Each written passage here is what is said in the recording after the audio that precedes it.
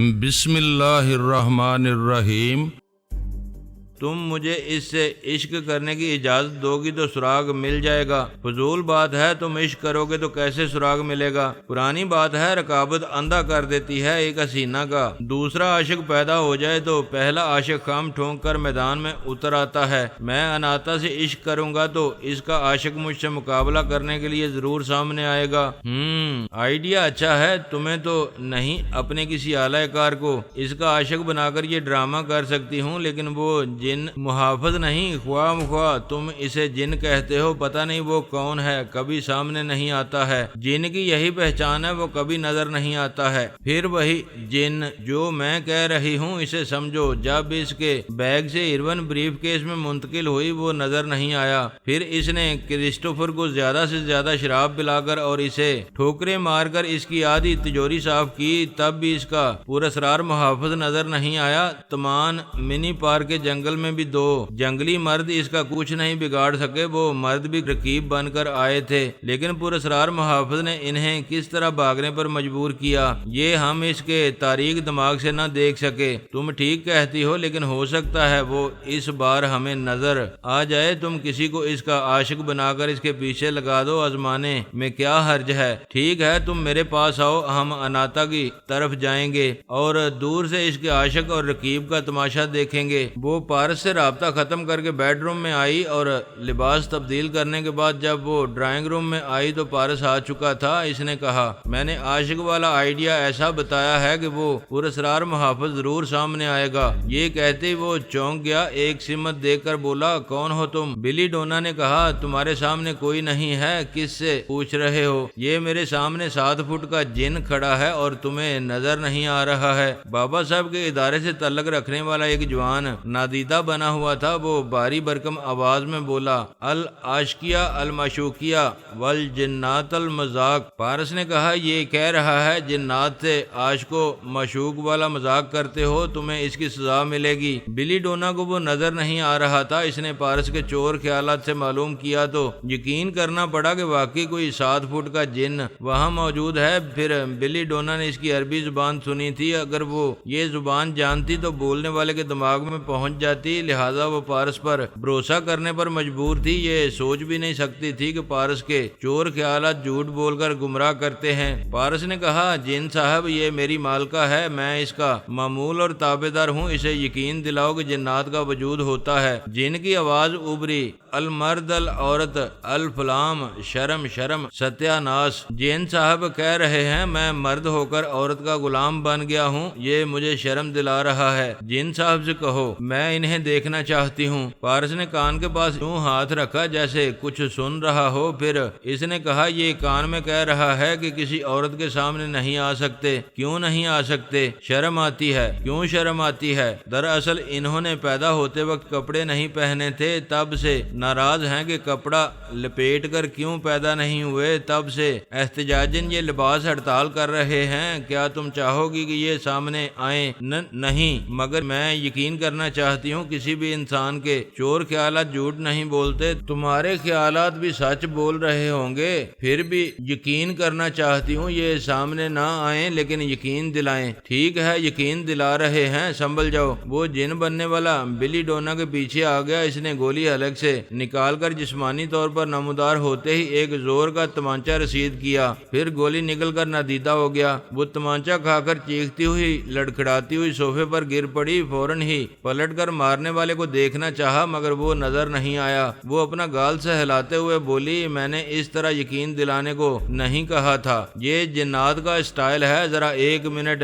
یہ کچھ کہہ رہے ہیں۔ وہ کان کے پاس ہاتھ رکھ کر سننے لگا، پھر بولا، یہ پھر مجھے شرم دلا رہے ہیں کہ میں ایک عورت کا غلام کیوں بن گیا ہوں، یہ مجھے تمہاری غلامی سے نجات دلانا چاہتے ہیں۔ خبردار، میں نجات دلانے نہیں دوں گی، تم ہمیشہ میرے معمول اور تابعدار بنے رہو گے۔ وہ پھر کان کے پاس ہاتھ رکھ کر سننے کے بعد بولا، یہ فرماتے ہیں تم اناتا کا ایک نیا عاشق پیدا کرنے اور جن صاحب کا سراغ لگانے کی سازش کر رہی تھی، تمہیں سزا دینے کے لیے یہ مجھے تمہارے شکنجے سے نکال رہے ہیں۔ تھینک یو جن صاحب، آپ مجھے اس مغرور حسینہ سے کس طرح نجات دلائیں گے؟ وہ پھر سننے لگا، پھر پریشان ہو کر بولا، آپ میری کمر پر لات ماریں گے؟ اوہ، یہ بھی کوئی طریقہ ہے، لیکن مجھے رہائی چاہیے، پلیز لات ذرا دھیرے سے ماریں۔ دوسرے ہی لمحے میں پارس کے منہ سے چیخ نکلی، وہ ٹیڑھا ہو گیا جیسے کمر پر لات پڑی ہو، پھر وہ لڑکھڑاتا ہوا بلی ڈونا کے پاس آ کر صوفے پر گر پڑا۔ وہاں تھوڑی دیر تک یوں ہی جھکا رہا، پھر سر اٹھا کر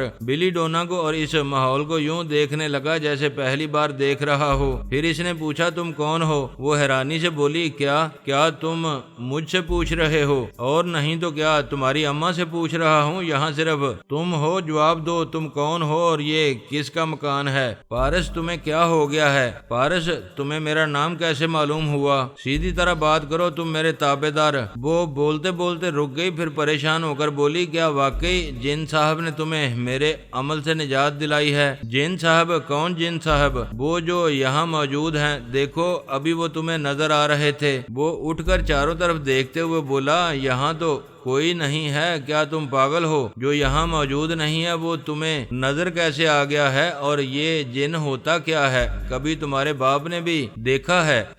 زبان کو قابو میں رکھو، میں سمجھ گئی ہوں، اس جن نے تمہیں میرے سحر سے نجات دلائی ہے، وہ تمہیں نظر نہیں آ رہا ہے، چلا گیا ہے، لیکن میں تمہیں جانے نہیں دوں گی۔ تم مجھے کیسے روکو گی؟ میں تمہارے دماغ میں زلزلہ پیدا کر کے پھر تم پر تنویمی عمل کروں گی، تمہیں پھر سے غلام بناؤں گی۔ زلزلہ کیسے پیدا کرو گی؟ میں سانس روک لوں گا، اپنے دماغ میں آنے نہیں دوں گا۔ وہ کہکہا لگا کر نادیدہ بن گئی، اس کے اندر سما گئی۔ وہ سر کھجاتے ہوئے سوچنے لگا، پھر بولا، اچھا تو تم میرے اندر چھپی رہو گی اور اس وقت بھی موقع پا کر میرے کھانے پینے کی کسی چیز میں اعصابی کمزوری کی دوا ملا دو گی؟ ویسے یہ گسا پٹا طریقہ ہو گیا ہے۔ وہ وہاں سے چلتا ہوا ایک بیڈ روم میں آیا، پھر بولا، اندر مت آنا، اندر والوں کو باہر نکالنا ممکن نہیں ہوتا، لیکن میرے پاس ایک نیا طریقہ ہے۔ وہ ٹوائلٹ کے دروازے پر آ کر بولا، میں لباس اتار کر جسم صاف کرنے جا رہا ہوں، اس حالت میں میرے اندر رہ سکتی ہو تو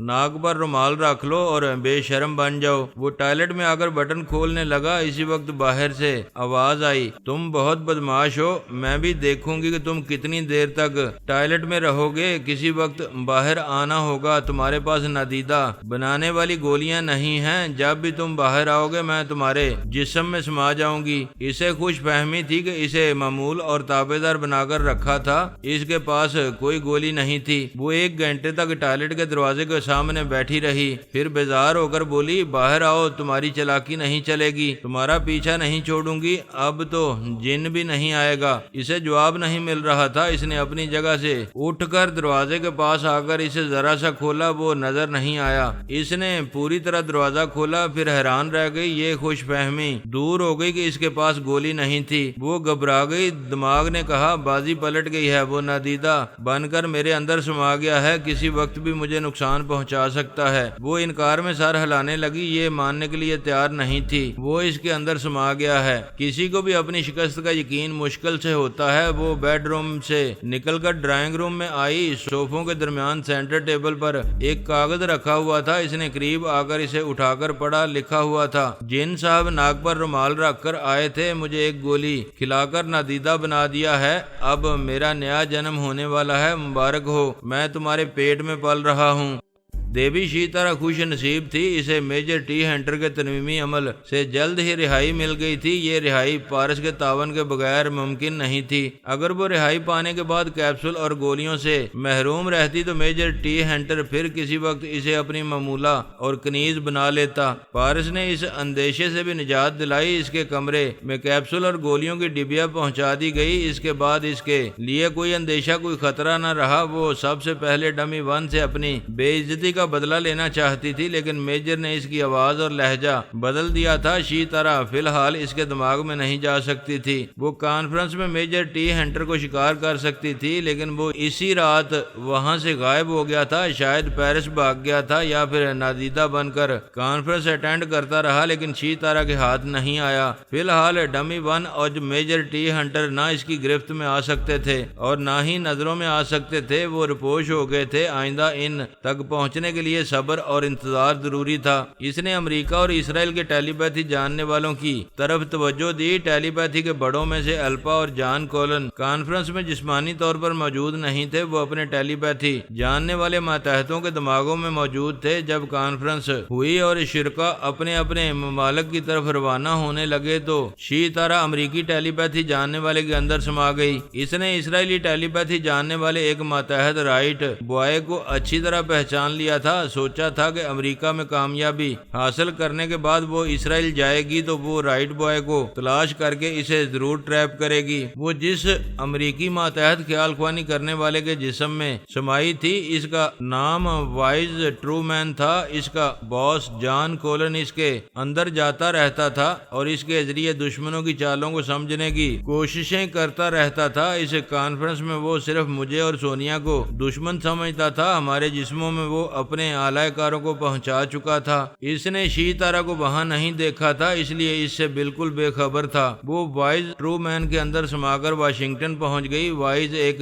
چھوٹے سے بنگلے میں رہتا تھا۔ اسے حکم دیا گیا کہ وہ بنگلے سے باہر نہیں جائے گا۔ اس کا اعلی افسر جان کولن اس سے ملنے آ رہا ہے۔ جان کولن نادان نہیں تھا، اس نے اپنی ڈمی کو بھیجا۔ وائز نے اسے اپنا اعلی افسر جان کولن سمجھ کر کہا، سر آپ کانفرنس کے دوران میرے پاس آتے رہے اور تمام ضروری معلومات حاصل کرتے رہے، کیا آپ میرے کام سے مطمئن ہیں؟ ہاں، کانفرنس میں تم میرے بہت اچھے معاون بنے رہے۔ میں ابھی جزیرے میں جا رہا ہوں، وہاں ٹرانسفارمر مشین کے ذریعے 2 نئے ٹیلی پیتھی جاننے والوں کا اضافہ کیا جائے گا۔ تمہارے لیے ایک خوشخبری ہے۔ کیسی خوشخبری؟ میں تمہارے کام سے بہت خوش ہوں۔ آج جو نئے ٹیلی پیتھی جاننے والے تیار ہوں گے، ان میں سے ایک کو تمہارا ماتحت بناؤں گا۔ تھینک یو سر، تم اسی بنگلے میں رہو، میں جزیرے سے واپس تمہارے پاس آؤں گا۔ اسی طرح اس ڈمی جان کولن کے اندر سما گئی۔ اس نے سوچا کہ اس کے دماغ میں جائے گی تو وہ سانس روک لے گا، یہ بید کھل جائے گا کہ دشمن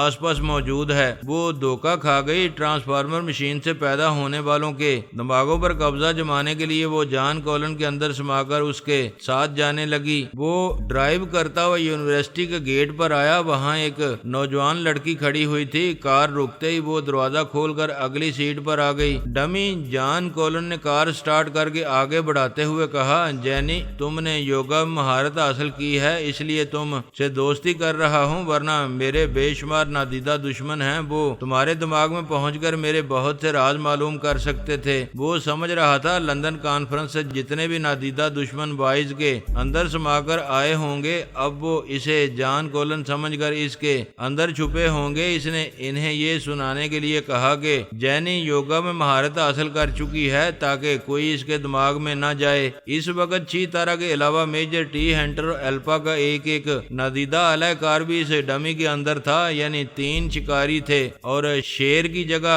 گدھے کو شکار کرنے کے راستے پر چل رہے تھے۔ جینی کار میں بیٹھنے کے بعد رومانس کرنے لگی تھی، ایسی حرکتیں کرنے لگی تھی کہ شی طرح ان کے درمیان موجود نہیں رہ سکتی تھی۔ وہ اس کے اندر سے نکل کر پچھلی سیٹ پر آ گئی اور ان کی طرف سے منہ پھیر کر کھڑکی کے باہر دیکھتی رہی اور دل ہی دل میں انہیں گالیاں دیتی رہی۔ وہ کار ایک جیل کے بہت بڑے احاطے میں داخل ہوئی۔ وہ کار روک کر جینی سے بولا، میرا انتظار کرو، میں ابھی آتا ہوں، پھر ہم جزیرے میں جا کر عیش کریں گے۔ وہ کار سے نکل کر جیل کی عمارت کے اندر آیا، پھر جیلر کے کمرے میں پہنچا۔ جیلر نے اٹھ کر اس سے مصافحہ کیا، پھر کہا، آئیے مسٹر جان، آپ کے لیے ایک کمرہ خالی ہے۔ وہ دونوں جیل کی کوٹڑیوں کے درمیان سے گزرتے ہوئے ایک کوٹڑی میں پہنچے۔ جیلر نے تالا کھولا۔ ڈمی جان کولن اس کوٹڑی کے اندر گیا۔ جیلر نے اس کے آہنی سلاخوں والے دروازے کو دوبارہ لاک کر دیا۔ اس کے اندر سما کر آنے والے حیران تھے کہ وہ آہنی سلاخوں کے پیچھے قیدی کیوں بن گیا ہے۔ وہ ایک کرسی پر بیٹھ کر بولا، جو لوگ میرے اندر سمائے ہوئے ہیں وہ اب میرے خیالات پڑھ سکتے ہیں۔ وہ تینوں اس کے دماغ میں گھس کر خیالات پڑھنے لگے۔ پتہ چلا وہ اصل جان کولن نہیں ہے بلکہ اس کی ڈمی ہے۔ اس نے کہا، ہاں میں فوج کا ایک معمولی سپاہی ہوں، مجھے جان کولن بنایا گیا ہے۔ یہ یقین کی حد تک اندازہ کیا گیا تھا کہ بہت سے دشمن وائز ٹرو مین کے جسم میں سما کر لندن کانفرنس سے یہاں آئیں گے۔ وائز ٹرو مین کے اندر سے تمام کچرا صاف کرنے کے لیے یہ چال چلی گئی ہے۔ تم سب میرے ساتھ جیل میں آئے ہو اور وائز جیسا قابل ماتحت تم لوگوں سے نجات پا چکا ہے۔ شی تارا فوراً ہی جیل سے باہر احاطے میں آئی تاکہ جینی کو ٹریپ کرے اور اس کی اصلیت معلوم کرے، لیکن جینی جا چکی تھی۔ کار وہاں نہیں تھی، وہ چڑیا اڑ چکی تھی۔ شی تارا نے منہ میں کیپسول رکھ کر پرواز کی، سیدھی وائز کے بنگلے میں پہنچی۔ بنگلہ مکفل ہو گیا تھا، اس نے اندر جا کر ہر جگہ دیکھا، وائز ٹرو مین نہیں تھا، وہ پرندہ بھی اڑ چکا تھا۔ پارس نے خیال خوانی کے ذریعے مجھے بتایا کہ بلی ڈونا نے ساؤ جزیرے کے مالک سلطان صالح کو اپنا معمول بنایا ہے اور اس کی بیٹی صالحہ بن کر وہاں عیش و آرام سے رہتی ہے۔ سلطان سحر زدہ ہے اور اسے اپنی بیٹی سمجھ رہا ہے، جبکہ اس کی اپنی بیٹی صالحہ قید و بند کی صعوبتیں اٹھا رہی ہے۔ پارس نے بلی ڈونا کو اپنے زیر اثر لا کر اس کے خیالات پڑھے تھے اور یہ معلوم کیا تھا کہ بلی ڈونا نے صالحہ پر تنویمی عمل کر کے اس کا برین واش کیا ہے اور اس کے ذہن سے ماضی کی تمام باتیں بلا دی ہیں اور اسے ایک مکان میں قید رکھا ہے۔ وہ معمولہ ہے، اس کے حکم کے بغیر باہر نہیں نکلتی ہے۔ اس کی نگرانی کے لیے ایک بوڑھی عورت کو رکھا گیا ہے۔ پارس چاہتا تھا کہ دوبارہ صالحہ کا برین واش کر کے اس کے ماضی کی تمام باتیں اسے یاد دلائی جائیں اور اسے باپ کے پاس پہنچا کر اس کے تمام حقوق واپس دلائے جائیں۔ میں نے کہا بیٹے یہ کوئی مشکل کام نہیں ہے، لیکن میں اور تمہاری ماما اس سلسلے میں کچھ نہیں کریں گے کیونکہ ہمارے جسموں میں کئی دشمن سایہ بن کر سمائے ہوئے ہیں، ہم ان سے نبٹنے کے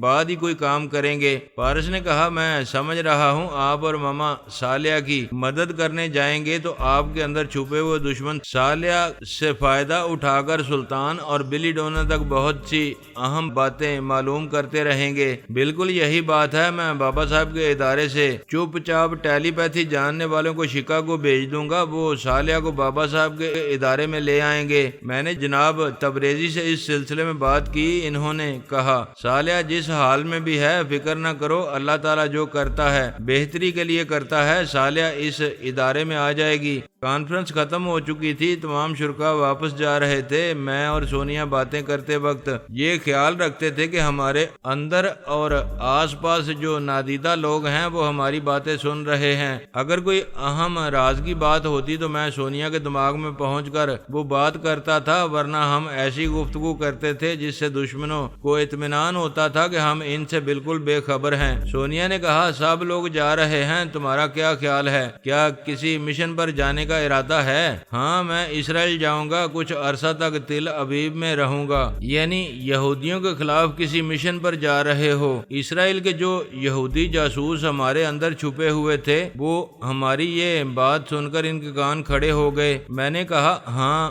بات یہ ہے الپا ماں بننے والی ہے، جب وہ زچگی کے وقت درد ذہ میں مبتلا ہوگی تو میری سوچ کی لہروں کو محسوس نہیں کرے گی، میں آسانی سے اسے اپنی معمولہ اور تابع دار بنا لوں گا۔ بہت اچھا آئیڈیا ہے، میں نے بھی اس کے ماں بننے والی بات سنی ہے، مگر مجھے یہ خیال نہیں آیا کہ زچگی کے وقت اسے ٹریپ کیا جا سکتا ہے۔ یہ بہت زبردست آئیڈیا ہے۔ کب جا رہے ہو؟ کل صبح کی فلائٹ سے جاؤں گا، تم سناؤ تمہارا ارادہ کیا ہے؟ میں کل دوپہر کی فلائٹ سے امریکہ جاؤں گی۔ وہاں جا کر کیا کرو گی؟ اس ملک میں اب ہماری کسی سے دوستی ہے نہ دشمنی، کیا وہاں تمہارا کوئی ذاتی کام ہے؟ فی الحال ذاتی ہے، لیکن کسی بھی ملک نے میرے خلاف کوئی حرکت کی تو میرا وہ کام ذاتی نہیں رہے گا، سب کے لیے عذاب بن جائے گا۔ بھائی ایسا کیا کام ہے؟ تم جانتے ہو خلائی زون کے منکی ماسٹر سے میری کتنی دوستی تھی، آج بھی ہے، وہ مجھ پر اندھا اعتماد کرتا ہے۔ وہ تو جا چکا ہے؟ نہیں، آ چکا ہے۔ کیا کہہ رہی ہو؟ سچ کہہ رہی ہوں۔ کیا وہ خلائی زون میں نہیں گیا ہے، واپس زمین پر آ گیا ہے؟ ہاں تم پہلے شخص ہو جسے میں یہ راز بتا رہی ہوں۔ اس نے آج صبح مجھ سے رابطہ کیا تھا، کہہ رہا تھا واشنگٹن میں ایک جگہ چھپا ہوا ہے لیکن ہمیشہ رپوش رہنا نہیں چاہتا، میں اس کی مدد کروں۔ اچھا تو تم اس کی مدد کرنے جا رہی ہو؟ ہاں بیچارہ منکی ماسٹر، وہ واقعی بیچارہ ہے، اس کی فوج نہیں رہی، اس کی طاقت نہیں رہی، اسے اسے امریکہ میں جو دیکھے گا گولی مار دے گا۔ اسے مار ڈالنا اتنا آسان نہیں ہے، وہ عارضی طور پر یہاں تنہا ہے، اس کے ساتھ کمانڈر اور چند منکی مین زندہ بچ گئے تھے، وہ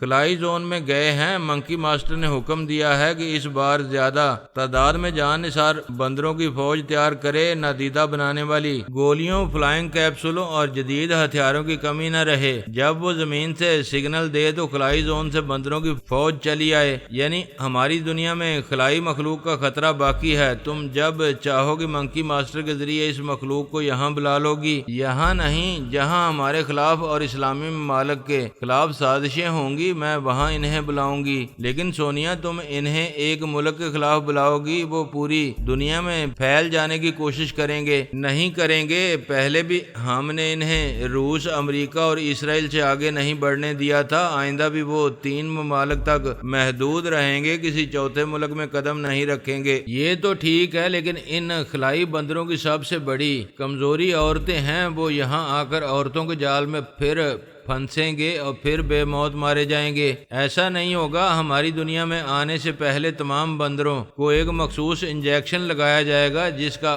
اثر 1 برس تک رہے گا۔ 1 برس تک کوئی خلائی بندر یہاں کی کسی عورت میں دلچسپی نہیں لے گا۔ اگر عورت دلچسپی لے تو وہ اسے بہن بنا لے گا۔ وہ بہن بنانے والا انجیکشن عرضی دنیا میں بھی لائیں گے اور یہاں کے عیاش اور بدماش مردوں کو لگایا کریں گے۔ سونیا، میرا مشورہ ہے خلائی بندروں کو یہاں نہ آنے دو۔ میں بھی نہیں چاہتی کہ وہ یہاں آئیں، لیکن جب ہماری دنیا کے لوگ ہم سے دشمنی کریں گے تو ہمیں جوابی کارروائی کرنی ہوگی۔ منکی فوج میرا سب سے بڑا ہتھیار ہے، میں کسی بھی دشمن ملک کے خلاف انہیں کسی وقت بھی استعمال کر سکتی ہوں۔ یہ بھی درست ہے، ہمیں اپنے ہاتھوں میں ایک زبردست ہتھیار رکھنا چاہیے۔ یہ سپر پاور کہلانے والے ملکوں کو سوچنا سمجھنا چاہیے اور ہم سے کبھی دشمنی نہیں کرنا چاہیے۔ دوسرے دن صبح میں اسرائیل کے لیے روانہ ہو گیا۔ دوپہر کی فلائٹ سے سونیا واشنگٹن چلی گئی، لیکن ہمارے وہاں پہنچنے سے پہلے خلبلی پیدا ہو گئی تھی۔ امریکی اور اسرائیلی نادیدہ جاسوس جو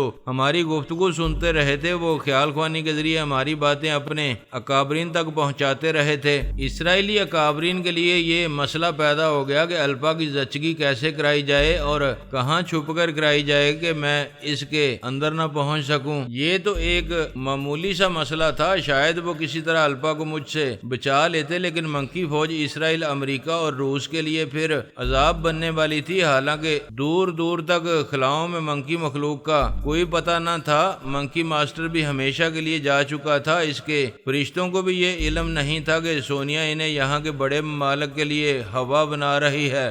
ہیرو نیو یارک میں جمیلہ کے ساتھ تھا، اس نے لائٹ پلاسٹک سرجری کرائی تھی تاکہ عام انسان کی طرح نظر آئے اور لوگ اسے منکی مین نہ سمجھیں۔ سونیا نے اسے سمجھا دیا کہ وہ پھر پلاسٹک سرجری کرائے اور منکی ماسٹر کی صورت اختیار کرے۔ وہ حکم کی تعمیل کر رہا تھا۔ سونیا واشنگٹن پہنچنے سے پہلے منکی ماسٹر کو واشنگٹن میں جگہ جگہ اپنی جھلک دکھانے والا تھا۔ علی صبح 6 بجے تک گہری نیند سوتا رہا۔ ہدایت کے مطابق اس کے دماغ نے اسے جگا دیا۔ اسے توقع تھی کہ فخر الدین کا قاتل رات کو کسی وقت بھی کوٹھی میں داخل ہوگا، لیکن ایسا نہیں ہوا۔ وہ قاتل بہت محتاط تھا، اس نے پلٹ کر آنے کی غلطی نہیں کی تھی۔ دوسری طرف فہمی کو بھی اپنے باپ کے قاتل کا انتظار تھا۔ وہ آمنہ کے پاس تھی، قاتل کے انتظار میں جاگنا چاہتی تھی۔ علی نے کہا کہ وہ سو جائے، اگر کوئی واردات کے لیے کوٹھی میں داخل ہوگا تو وہ اسے جگا دے گا۔ وہ علی سے وعدہ کر کے سو گئی تھی۔ صبح بیدار ہوتے ہی اس نے خیال خوانی کے ذریعے علی سے پوچھا، کیا پچھلی رات وہ نہیں آیا تھا؟ اگر آتا تو میں تمہیں ضرور جگاتا، میں دماغ کو ہدایت دے کر سو گیا تھا، ابھی بیدار ہوا ہوں۔ ایسا کرو، تم یہاں چلی آؤ، اپنے ابا مرحوم کے سامان کو چیک کرو، شاید اس قاتل کا سراغ مل جائے۔ میں غسل وغیرہ سے فارغ ہو کر آ رہی ہوں، میرے آنے تک آپ سامان چیک کریں۔ نہیں فہمی، ہو سکتا ہے ان کے سامان میں کوئی ایسی چیز ہو جس کا تعلق صرف تم باپ بیٹی سے ہو، شاید انہوں نے کوئی تحریر صرف تمہارے لیے چھوڑی ہو۔ تم اطمینان سے یہاں آؤ، میں تمہارے آنے تک ان کے سامان کو ہاتھ نہیں لگاؤں گا۔ آپ بہت اچھے ہیں، میں آپ کے لیے ناشتہ لے کر آ رہی ہوں۔ علی رابطہ ختم کر کے غسل خانے میں چلا گیا۔ واپس آیا تو فون کی گھنٹی مخاطب کر رہی تھی۔ اس نے ریسیور اٹھا کر کان سے لگا کر پوچھا، ہیلو۔ دوسری طرف خاموشی رہی۔ اس نے پھر پوچھا، ہیلو، کون ہے؟ جواب پھر نہیں ملا۔ دوسری طرف کسی نے فون بند نہیں کیا تھا، ریسیور اٹھائے ہوئے تھا۔ علی نے کہا، کیا یہ معلوم کرنا چاہتے ہو کہ پچھلی رات سے اس کوٹھی میں کوئی ہے یا نہیں؟ اس بار جواب میں رونے اور سسکنے کی دھیمی دھیمی سی آواز سنائی دی۔ وہ آواز نسوانی تھی۔ اس نے حیرانی سے پوچھا تم کون ہو؟ کیوں رو رہی ہو؟ وہ سسکتے ہوئے بولی کیا تم فخر الدین کے منہ بولے بھتیجے اور ان کے محسن ہو؟ ہاں میں علی تیمور ہوں، وہ میرے انکل تھے، بے شک انہوں نے تمہارا یہی نام بتایا تھا۔ پلیز یہ بتاؤ تم کون ہو؟ میرا نام زلیخا ہے، میں بد نصیب ان کی بیوی تھی، اب بیوہ ہوں۔ کیا؟ علی نے حیرانی سے پوچھا۔ بیوہ؟ لیکن انکل نے کبھی ہم سے تمہارا ذکر نہیں کیا، انہوں نے کب تم سے شادی کی تھی؟ کار کا ہارن سنائی دیا۔ علی نے کہا جسٹ اے منٹ، انکل کی صاحبزادی آئی ہیں، میں گیٹ کھول کر آتا ہوں۔ Hold on. وہ ریسیور رکھ کر تیزی سے چلتے ہوئے کوٹھی کے باہر آیا۔ احاطے سے گزر کر اس نے آہنی گیٹ کھولا۔ فہمی کار ڈرائیو کرتے ہوئے اندر آئی۔ اس نے گیٹ کو بند کر کے اسے دیکھا۔ وہ گلابی رنگ کے سوٹ میں گلاب کی طرح کھلی ہوئی تھی، اس احاطے کے باغیچے میں جیسے بہار آ گئی تھی۔ اس نے علی کو سلام کیا۔ وہ جواب دیتے ہوئے بولا ایک انکشاف ہو رہا ہے، تمہارے ابو نے شادی کر لی تھی؟